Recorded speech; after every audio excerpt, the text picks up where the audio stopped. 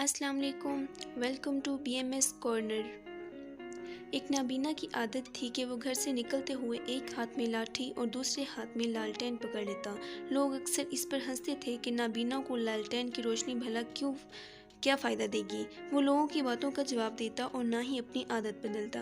एक शाम घर वापस लौटते हुए चंद आवारा लड़कों ने इसे घेर लिया और आवाज़ कसने लगे, बाबा जी आप तो अंधे हैं, फिर ये लालटेन क्यों पकड़ के घूमते रहते हैं। नाबीना ने थक हार के जवाब दिया, ये लालटेन मैं साथ अपने लिए नहीं बल्कि तुम्हारे लिए रखता हूँ।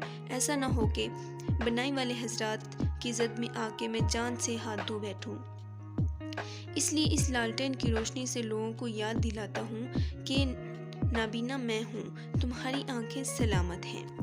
एक लड़की को ड्राइविंग सीखने का शौक चढ़ा और उसने ट्रेनर से कहा, मैं ऐसी एक्सपर्ट ड्राइवर बनना चाहती हूँ जिससे कभी कोई एक्सीडेंट ना हो। ट्रेनर मुस्कुराकर बोली, जब भी रोड पर निकलो बस ये दिमाग में रखना कि तुम्हारी अलावा सभी अंधे गाड़ियाँ चला रहे हैं, कभी कोई एक्सीडेंट नहीं होगा। सुनने में मजाक जैसी ये बात भयानक हकीकत है। इंसान तो बीना है पर इंसानियत नाबीना हो चुकी है।